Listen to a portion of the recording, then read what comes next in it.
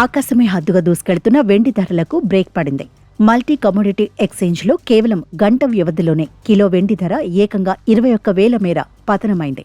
సోమవారం ఇంట్రాడేలో 2,54,174 వద్ద గరిష్ట స్థాయిని తాకిన ధర ఒక్కసారిగా 2,33,120 కనిష్టానికి పడిపోయింది. అంతర్జాతీయ మార్కెట్లో $80 దాటిన వెండి గరిష్టాల వద్ద భారీగా ప్రాఫిట్ బుకింగ్ జరగడంతో ఒక్కసారిగా కిందకు దిగివచ్చింది. హైదరాబాద్ బులియన్ మార్కెట్లో కూడా మధ్యాహ్నం సమయానికి కిలో వెండి ధర 2.39 లక్షల స్థాయికి చేరుకుంది.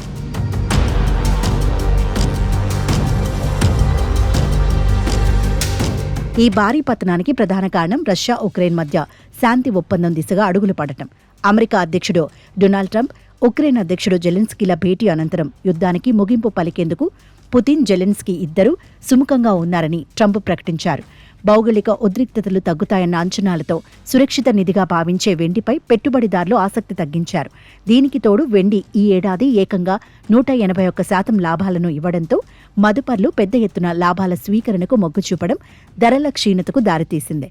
మరో కీలక కారణం చికాగో మర్చెంట్ ఎక్స్చేంజ్ తీసుకున్న నిర్ణయం. ప్రపంచంలోనే అతిపెద్ద డెరివేటివ్స్ ఎక్స్చేంజ్ అయిన CME ఫ్యూచర్ కాంట్రాక్టులపై మార్జిన్ను $20,000 నుంచి $25,000కు పెంచింది.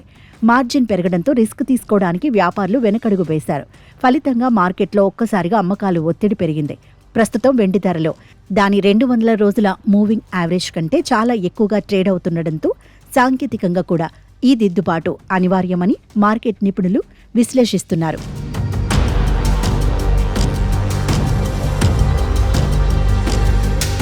అయితే ప్రస్తుతం వెండి ధరల్లో కనిపిస్తున్న భారీ ఒడిదుడుకులు తాత్కాలికమేనని, దీర్ఘకాలంలో వెండి తన మెరుపును కొనసాగిస్తుందని మెజార్టీ మార్కెట్ విశ్లేషకులు అంచనా వేస్తున్నారు. ముఖ్యంగా 2026లో వెండి ధరలు అంతర్జాతీయ మార్కెట్లో $65 నుండి $100 వరకు చేరవచ్చని వివిధ ఆర్థిక సంస్థలు, నిపుణులు అంచనా వేస్తున్నారు. దేశీయంగా MCX మార్కెట్లో వెండి ధర కిలోకు 2.40 లక్షల నుండి 3.50 లక్షల వరకు పెరిగే అవకాశం ఉందని మోతీలాల్ ఓస్వాల్ వంటి బ్రోకరేజ్ సంస్థలు, నిపుణులు పేర్కొంటున్నారు. 2025లో 180% పైగా వృద్ధిని నమోదు చేసిన వెండి వచ్చే ఏడాది కూడా తన లాభాల జోరును కొనసాగించవచ్చని మార్కెట్ వర్గాల నమ్మకం. వెండి ధరల పెరుగుదలకు ప్రధానంగా పారిశ్రామిక డిమాండ్ కీలక శక్తిగా పనిచేస్తోంది. సోలార్ ప్యానెల్స్, ఎలక్ట్రిక్ వాహనాలు, సెమీకండక్టర్లు, AI డేటా సెంటర్ల తయారీలో వెండి వినియోగం గణనీయంగా పెరిగింది. దీనికి తోడు గడిచిన 5 ఏళ్లుగా వెండి ఉత్పత్తి కంటే వినియోగం ఎక్కువగా ఉండటంతో సరఫరా లోటు ఏర్పడింది.